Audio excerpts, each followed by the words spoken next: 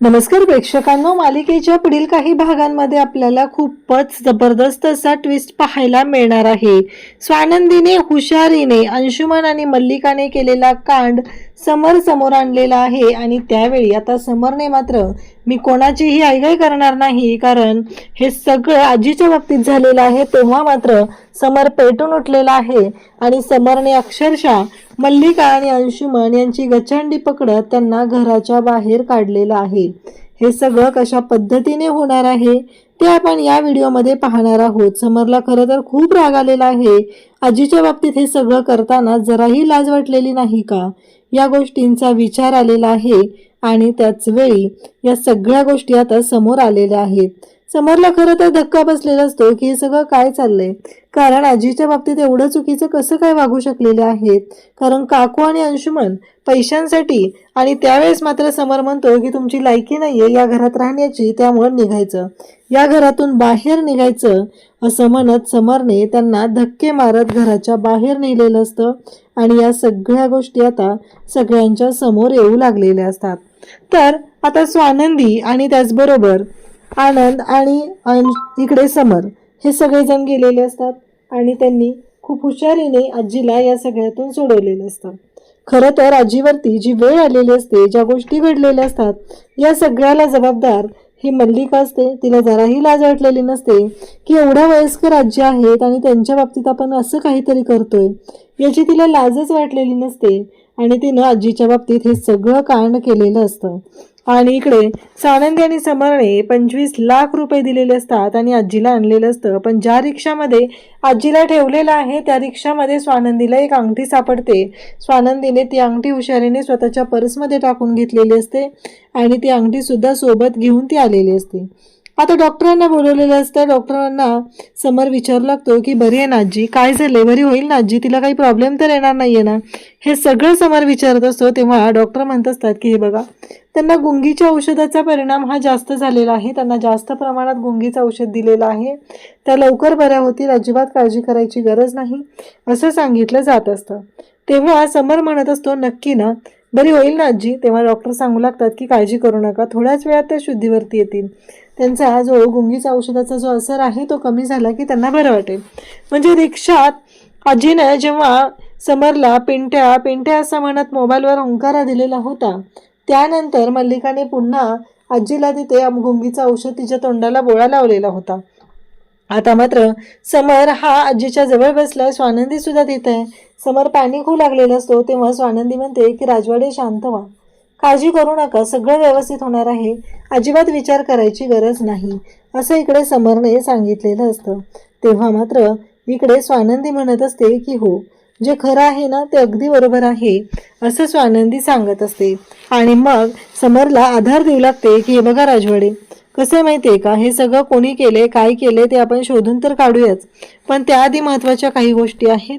आजींना आता खाऊ घालणं गरजेचं आहे, त्यांना बोलायचं ते बोलू द्या, त्यांना मोकळं होऊ द्या बोलून, तरच या सगळ्या गोष्टी नीट होणार आहेत. आणि त्याच वेळेस इकडे पाहायला मिळतं की ह्या सगळ्या गोष्टी जेव्हा घडत असतात तेव्हा मात्र इकडे मल्लिका आणि अंशुमन या दोघांचंही कांड सुरू झालेलं असतं, कारण राहिलेल्या गुंडांचे पैसे द्यायचे आहेत हे सगळं त्यांच्या डोक्यात सुरू झालेलं असतं.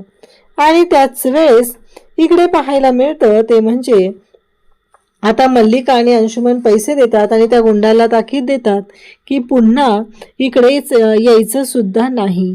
आणि त्याच वेळी इकडे समर आणि स्वानंदी आता आजीच्या जवळ आहेत.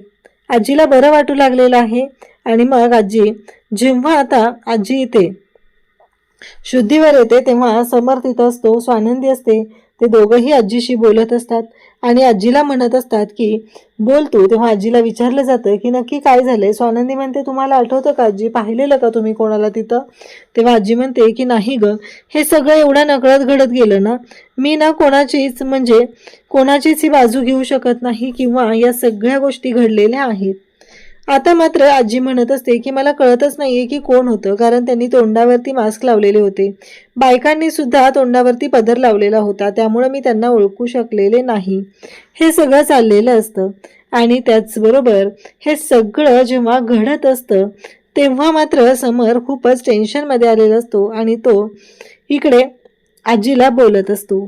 तेव्हा मात्र इकडे स्वानंदी म्हणते की मी आजींसाठी गरमागरम खिचडी बनवते. मग ती खिचडी बनवते आणि आजींसाठी खायला घेऊन येते.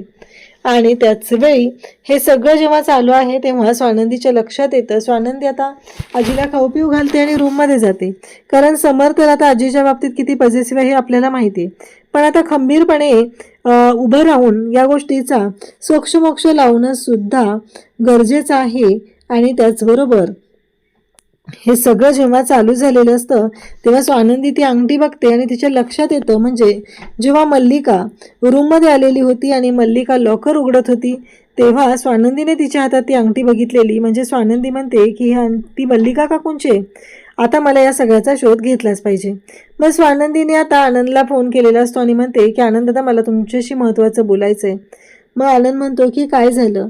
आणि मग हे सगळं जेव्हा झालेला प्रसंग आहे तो स्वानंदी सांगते. मला आजी ज्या रिक्षात होत्या त्या रिक्षामध्ये एक अंगठी सापडलेली आहे आणि ती अंगठी मल्लिका काकूंची आहे. तेव्हा आनंद म्हणतो की मल्लिका काकू एवढ्या खालच्या थराला जातील असं मला वाटलंच नव्हतं. स्वानंदी म्हणते पण या सगळ्या गोष्टी अशा घडलेल्या आहेत. तेव्हा तो म्हणतो की आता आपल्याला सोक्षमोक्ष लावला पाहिजे. नक्की कुठं काय झालं या गोष्टीचा शोध लावला पाहिजे असं विचारलं जात असतं. आणि तेव्हा मात्र स्वानंदी म्हणते की हो, कारण आपल्याला हे सगळं आता शोधावं लागणारच आहे असं स्वानंदी सांगत असते. आणि त्याच वेळी इकडे इकडे आनंद आणि स्वानंदी दोघंही त्या लोकेशनला जातात आणि तिथलं CCTV फुटेज मिळवतात. पोलिसांच्या मदतीने आनंदने सगळं मॅनेज केलेलं असतं आणि तिथलं CCTV फुटेज मिळवलेलं असतं. कारण आनंदला माहिती आहे की यामध्ये मल्लिका काकू कोणत्या थराला जाऊ शकते आणि काय करू शकते. तेव्हा मात्र मल्लिका इकडे आता म्हणत असते की चला आता या सगळ्यातून तर सुटका झाली आणि 25 लाख रुपये तर मिळालेले आहेत. म्हणजे अंशुमनने जे काढलेलं कर्ज होतं ते कर्जसुद्धा फेडून टाकलेलं असतं. आता स्वानंदी आनंद समरला बोलवतात आणि समरला सांगू लागतात की असा सगळा प्रकार घडलेला आहे. स्वानंदी मोबाईलवरचं ते फुटेज असं इकडे समरला दाखवत असते आणि समरला म्हणत असते बघितलं का राजवाडे, नक्की काय म्हणायचं तुम्हाला बघा.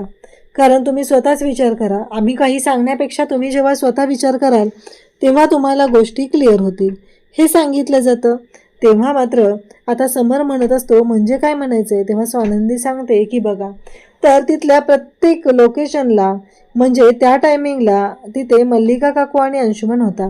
आणि महत्त्वाचं पुरावा जो मिळतो तो म्हणजे मल्लिका ही त्या आजींबरोबर रिक्षात बसलेली होती आणि त्याचबरोबर इकडे अंशुमन आणि मल्लिका दोघंही त्यानंतर आलेल्या गुंडांना ते पैसे देतात आणि मग ते आलेले असतात. हे पाहून दोघांनाही धक्काच बसतो. स्वानंदी म्हणते की राजवाडे आता निर्णय घ्यायची वेळ आलेली आहे. आजींच्या जीवाचं काही बरं वाईट झालं असतं तर आपण कोणाकडे बघायचं होतं असं स्वानंदी विचारू लागते. तेव्हा समर म्हणतो की हो. आणि मग मात्र इकडे मल्लिका आणि त्याचबरोबर स्वानंदी म्हणते आज तुम्ही कुठे होता. नाही घरी तर तुम्ही नव्हता ना. तेव्हा मल्लिका म्हणते अगं काय सांगू आजचं शेड्यूल खूप हेक्टिक झालं, मी माझ्या मैत्रिणीकडे गेले होते ना. तर इकडे स्वानंदी जेव्हा हे सगळं ऐकते तेव्हा तिलाही धक्का बसलेला असतो. कारण मल्लिका किती खोटारडी आहे हे तिला चांगलंच माहिती आहे.